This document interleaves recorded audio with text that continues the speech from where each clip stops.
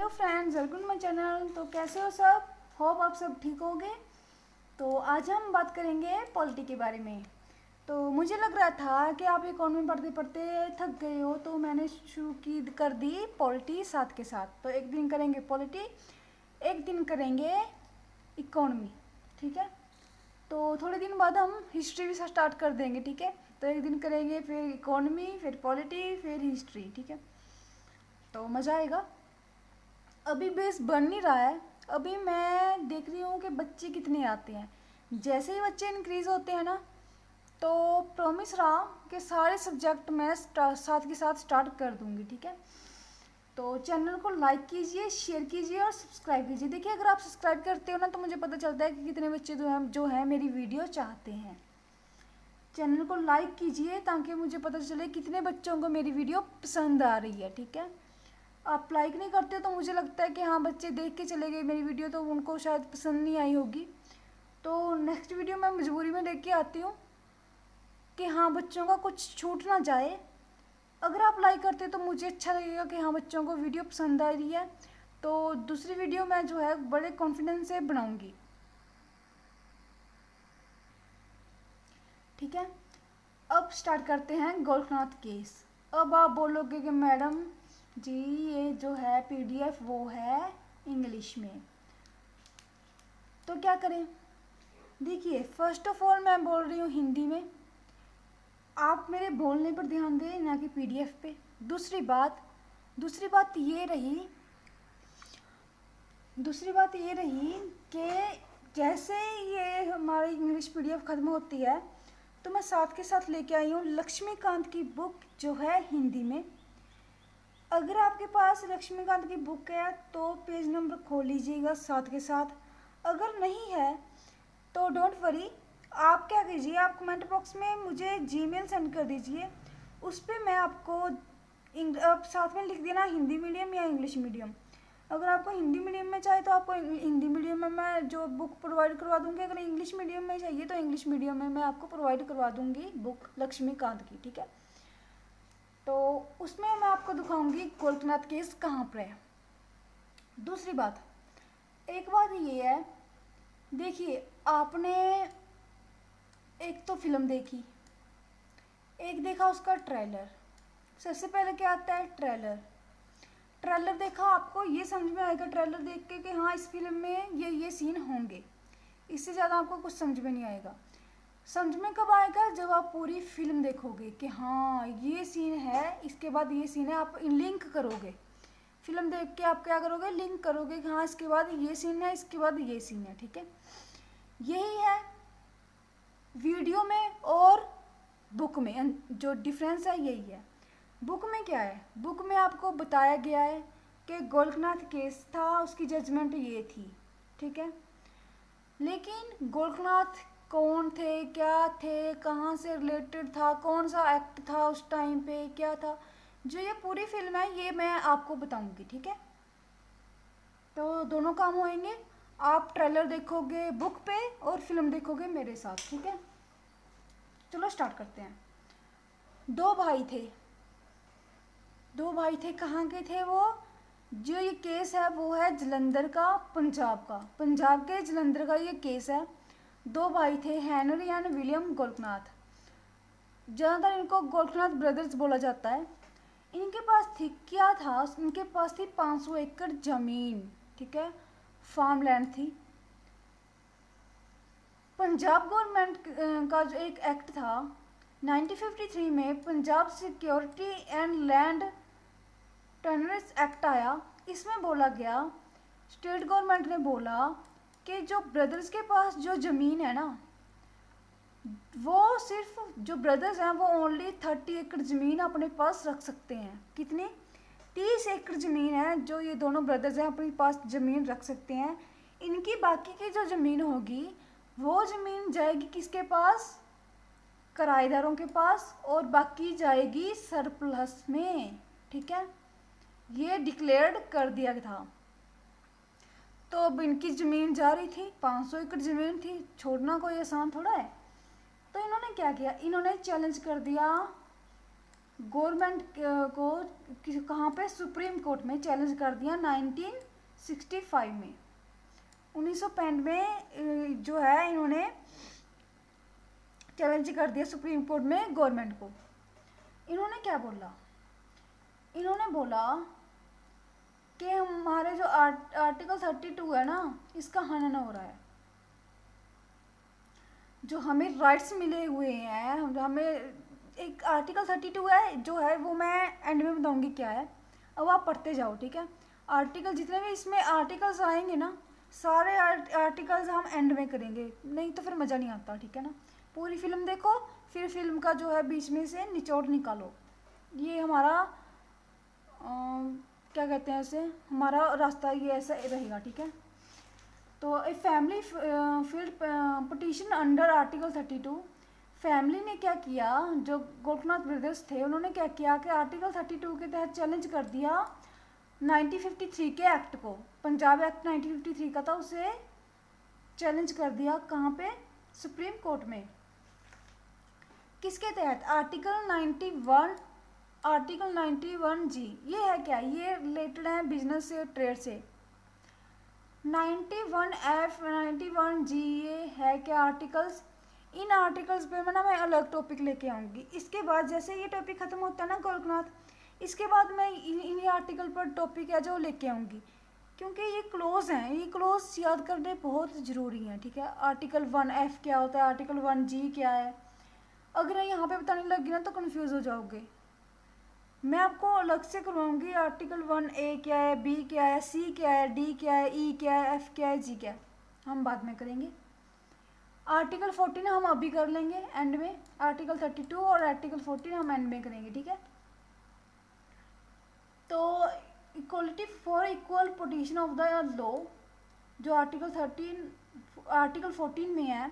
Article 14 में क्या है, बोला गया कि आपको राइट है, हर चीज़ का आपको राइट है, आपका राइट का हनन नहीं हो सकता, ठीक है। आप किसी भी धर्म के हो, जात के हो, आपको समानता का अधिकार है।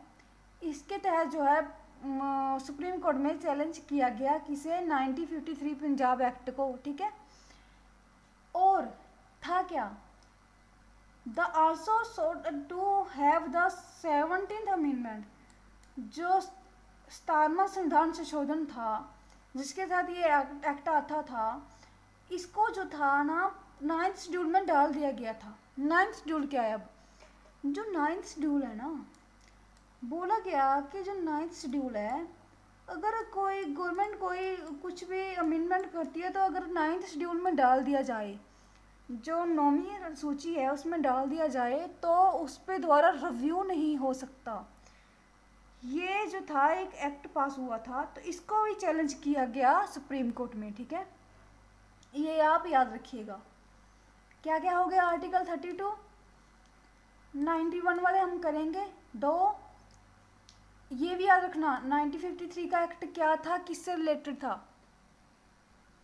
ऐसे ही घुमा के क्वेश्चन पूछेंगे आपको, ये नहीं पूछेंगे कि हाँ आर्टिकल 32 क्या है, ऐसे नहीं पूछेंगे, ठीक है। आप कहाँ गया, आप ये भी याद रखेंगे आर्टिकल 53 एक्ट 53 पंजाब एक्ट था क्या, अब आपको पता चल गया ना 1953 पंजाब एक्ट क्या है। अब इसे भूलिएगा मत, ठीक है। क्लोज हम करेंगे, आर्टिकल 14 हमारा हो गया। 9th शेड्यूल भी मैंने आपको बता दिया कि नौवीं सूची में कुछ नहीं है, बस एक ही चीज़ है कि गवर्नमेंट क्या करती थी, कानून बनाती थी और 9th शेड्यूल में डाल देती थी, क्योंकि बोला गया था एक अमेंडमेंट के थ्रू, एक एक्ट के थ्रू ये पास हुआ था कि अगर किसी भी अमेंडमेंट को 9th शेड्यूल में डाल दिया जाए तो उसे पर रिव्यू नहीं हो सकता दोबारा। तो फिर ये तो मज़े हो गए थे गवर्नमेंट के, ठीक है। तो इसको भी चैलेंज किया गया था। अभी बात आती है आर्टिकल 32 की, 13(2) की। Whether amendment is a law under the meaning of article 13(2) and whether fundamental rights can be amended और नॉट। तो आर्टिकल 32 के तहत बोला गया कि फंडामेंटल राइट्स में अमेंडमेंट हो सकता है या नहीं, ठीक है। इस पे बात शुरू हुई। फिर क्या हुआ, जो गोरखनाथ केस था, तो गोरखनाथ के जो ब्रदर्स थे वो ये केस जीत गए, किससे, गवर्नमेंट से जीत गए फिर इसमें हुआ अमेंडमेंट्स हुआ। कौन सा अमेंडमेंट हुआ? ये 24वां अमेंडमेंट था, 24th अमेंडमेंट था, ठीक है। अभी सडनली कौन सा अमेंडमेंट हुआ है? सडनली 2019 में कौन सा अमेंडमेंट हुआ है? 124th अमेंडमेंट हुआ है, ठीक है। ये मैंने आपको फर्स्ट वीडियो में बताया है। हुआ क्या फिर? After Gorakhnath case the Supreme court held that parliament can not amend the fundamental rights. Gorakhnath case के बाद फंडामेंटल राइट्स में कोई अमेंडमेंट, कोई संशोधन नहीं हुआ। जब केशवानंद भारती केस आया, केशवानंद भारती केस में भी जो ये 24वां अमेंडमेंट था ये ऐसे ही रहा, बजाय के फंडामेंटल राइट्स पे कुछ सावधानियां जो है वो इंक्लूड कर दी गई थी, ठीक है। बस जो बेसिक स्ट्रक्चर था, बोला गया कि इसका जो मेन जो बेसिक स्ट्रक्चर है उसको चेंज नहीं हो सकता, ठीक है। बस ये बोला गया था।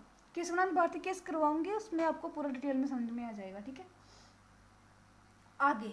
आगे बात है आर्टिकल 32।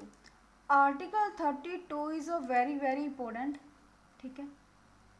आप देखिए, आप वीडियो को दोबारा देखिए और एक पेज और कॉपी साथ में रखिएगा। जितने भी आर्टिकल्स हो रहे हैं ना, ये आर्टिकल साथ के साथ नोट करते जाइए और साथ के साथ लिखते जाइए। आर्टिकल 32 इसके तहत है और इसको रिव्यू कीजिए, ठीक है। आपको याद हो जाएंगे। और हाँ, एक काम आपको और करना है, याद होते हैं ना जैसे ये आर्टिकल्स, तो घर वालों को किसी एक को पकड़ लेना है। घर में किसी को भी, चाहे कोई अनपढ़ हो, चाहे कोई भी हो, दादाजी हो, घर में दादी हो, मम्मा हो, पापा हो, भैया हो, कोई भी हो, पकड़ लेना है और उनको ये आर्टिकल्स बताने हैं कि हाँ ऐसे ऐसे हुआ था, ठीक है।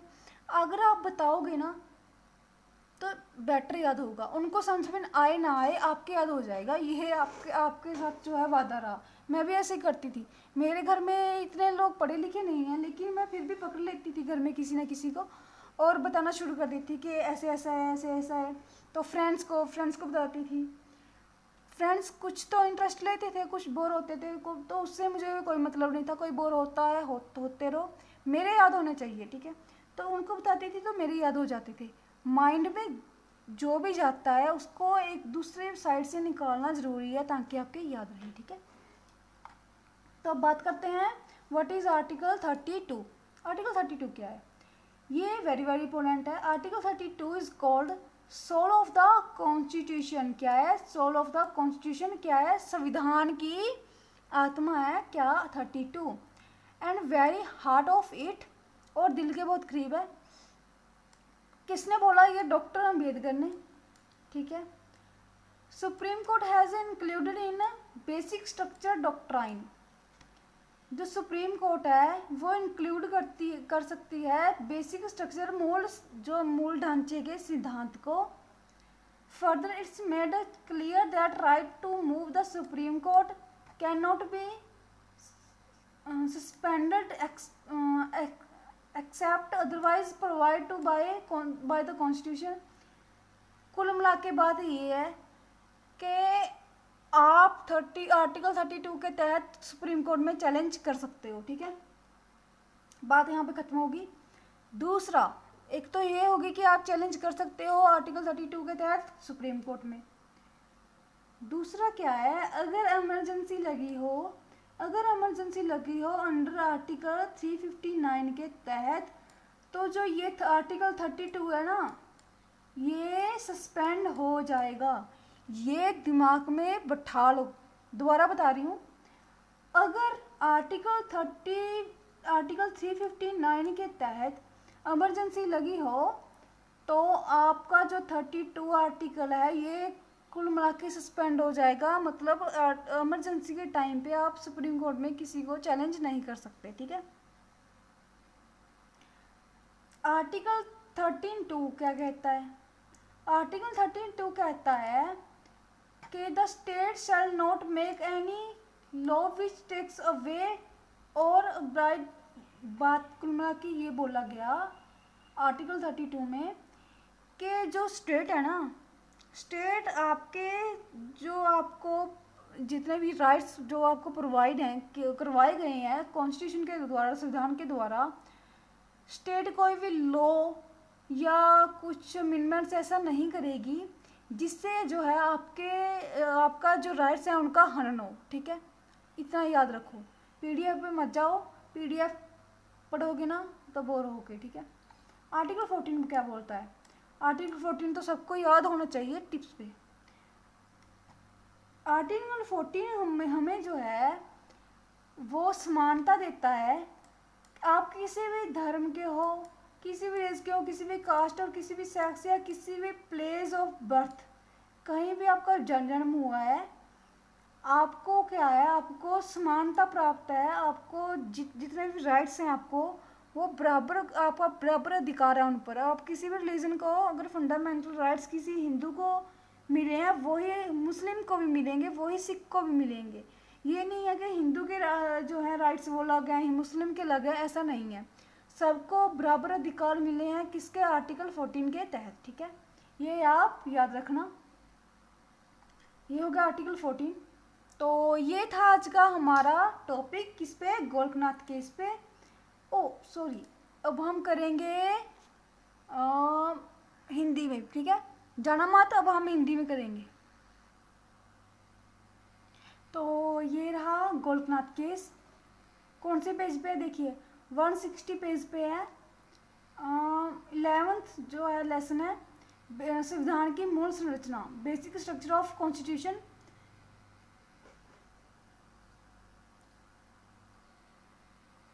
इसमें आता है, ये रहा गोरखनाथ केस।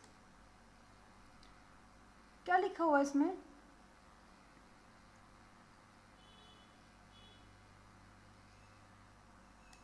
गोरखनाथ मामले में सर्वोच्च न्यायालय की व्यवस्था की प्रतिक्रिया के संसद ने 24वां संविधान अधिनियम 1971 अधिनियम किया। इस अधिनियम में ने अनुच्छेद 13 तथा 368 के संशोधन कर दिया और घोषित किया कि अनुच्छेद 368 के अंतर्गत संसद को मौलिक अधिकारों को सीमित करने अथवा किसी मौलिक अधिकार को वापस लेने की शक्ति है, और ऐसा अधिनियम अनुच्छेद 13 के अरशदों के अंतर्गत एक कानून नहीं माना जाएगा। ये इतना सा था बस बुक में। अगर आप बुक में ये पढ़ते ना तो कुछ समझ में नहीं आता। अब आपने पूरी फिल्म देख ली है ना, अब पूरी फिल्म देख के आपको ट्रेलर देखोगे ना तो पता चल जाएगा कि ये कौन से नंबर का सीन है, ठीक है। पूरा यहाँ से स्टार्ट होता है। ये मैंने आपको बताया था कि गोरखनाथ मामले में सर्वोच्च न्यायालय ने अपनी पहली वाली स्थिति बदल ली और इस मामले में 97वें संशोधन अधिनियम संविधान की वैधता को चुनौती दी गई, जिससे 9वीं अनुसूची में राज्य द्वारा की जाने वाली कुछ कार्रवाइयों को जोड़ दिया गया था। सर्वोच्च न्यायालय ने व्यवस्था की कि मौलिक अधिकारों को लोकतर तथा अपरिवर्तन संस्थान प्राप्त है, इसलिए संसद मौलिक अधिकारों ना तो कटौती कर सकती है मौलिक अधिकारों में और ना ही किसी भौतिक अधिकारों को वापस ले सकती है। संविधान संशोधन अधिनियम अनुच्छेद 13 के आशयों के अंतर्गत एक कानून है और इसलिए किसी भी मौलिक अधिकार का उल्लंघन करने में सक्षम नहीं है। तो ये था गोरखनाथ केस, ठीक है। अब बारी आती है आर्टिकल 32। आर्टिकल 13 क्या है, आर्टिकल 32 क्या है, वो मैं आपको दिखाती हूँ। चलो चलते हैं 114 114। देखिए अगर आप करते जाओगे ना प्रैक्टिस तो आपको पूरे पेज भी याद हो जाएंगे कि कौन सा पेज कहाँ पे है, ठीक है। ये है मूल अधिकार, फंडामेंटल राइट्स, 7th लेसन है। पेज नंबर है 112, ठीक है। इसमें ये अनुच्छेद दिए गए हैं, यहाँ से स्टार्ट करते हैं। अनुच्छेद 14 में है और 14 से 18।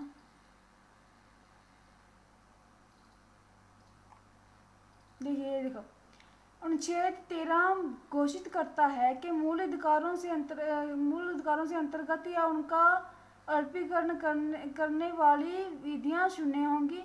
दूसरे शब्दों में ये न्यायिक समीक्षा योग्य है कि एक शक्ति उच्च न्यायालय अनुच्छेद 32 और उच्च न्यायालयों अनुच्छेद 226 को प्राप्त है, जो किसी विधि के को मूल अधिकारों का उल्लंघन होने का आधार पर गैर आधारित का अवैध घोषित कर सकते हैं। आर्टिकल जो 13 है अनुसार विधि शब्द को निम्नलिखित में से शामिल कर वैवाहिक रूप दिया गया है। ये है आर्टिकल 13 हो गया, पढ़ लेना। और 32 कहाँ पे? 32 ये है आर्टिकल 32 6 नंबर पे, ठीक है। और कौन सा था हमारा? आर्टिकल 14 ना, ये रहा आर्टिकल 14। आर्टिकल 14 यहाँ भी रहा, और आर्टिकल 14 से 18, ये आर्टिकल 14 से 18 दिया गया है। ये देखिए, विधि की क्षमता एवं विधियों का समान संरक्षण अनुच्छेद 14, ये पूरा दिया गया है, पढ़ लेना। ये नीचे आप जैसे नीचे जाओगे ना, ये देखो अनुच्छेद 14 पे पूरा टॉपिक तैयार किया हुआ है इन्होंने बुक में, ठीक है। वैसे मैंने आपको बता दिया है, लेकिन जिसको पढ़ना है पढ़ ले, वैसे मैंने आपको बता दिया है, ठीक है। अगर इंग्लिश में जाओगे ना तो भी सेम ही है, कोई प्रॉब्लम नहीं आएगी, सेम पेज होगा, सेम सब कुछ होगा, ठीक है। ये 116 पे आ गया अनुच्छेद 14 का पूरा जो भी था टॉपिक। केशवानंद भारती केस हम करेंगे कल, ठीक है। नेक्स्ट वीडियो में जो था होगा वो केशवानंद भारती केस होगा। उससे पहले हम करेंगे क्लोज, ठीक है। वो जो 19 वाले क्लोज थे ना वो हम करेंगे। इनमें देखते हैं क्लोज, ये एक ही दिया हुआ है अनुच्छेद 19, विचार विवक्ष और निबंध विचार एवं निवास तथा संघ बनाने की स्वतंत्रता, अनुच्छेद 19। इस पे मैं पूरा आपको डिस्कस करूंगी, क्योंकि अब यहाँ पे आपको ना बुक में समझ में नहीं आएगा है क्या क्या नहीं है, ठीक है। तो नेक्स्ट वीडियो में लाऊंगी अनुच्छेद 19 पे, उसके बाद हम करेंगे केशवानंद भारती केस, ठीक है। तो इतनी सी हमारी वीडियो थी। तो चैनल को लाइक करें, शेयर करें और सब्सक्राइब करना ना भूलिए। और मुझे बताइए, कमेंट करके बताइए, मुझे कमेंट करके बताइए कि मेरी वीडियो कैसी लगी, आपको क्या नहीं समझ में आया वो बताइए। केशवानंद भारती केस में वो मैं आपको जितने भी आर्टिकल्स हैं आपको नहीं समझ में आए वो मैं क्लियर कर दूंगी, ठीक है। तो नेक्स्ट करेंगे हम क्लोजेस किसके, आर्टिकल 19 के। उसके बाद करेंगे केशवानंद भारती केस। अगर आर्टिकल्स की वैसे छोटी सी वीडियो होगी आर्टिकल्स की, मैं सोच रही हूँ अलग से बना दूँ, क्योंकि अगर केशवानंद भारती केस में लाओगे ना तो जो बच्चे फर्स्ट टाइम देख रहे हैं वो कंफ्यूज हो जाएंगे। तो आर्टिकल 19 पे मैं जो क्लोज है उन पर अलग वीडियो आएगी, और उसके बाद केशवानंद भारती केस पर हम अलग करेंगे, ठीक है। तो चैनल को लाइक करें, शेयर करें और कमेंट बॉक्स में बताइए कि मेरी वीडियो आपको कैसी लगी, ठीक है। तो सब्सक्राइब करना ना भूलिएगा, ताकि मुझे पता चले कितने बच्चे मेरी वीडियोस चाहते हैं। Thank you so much, take care, bye bye.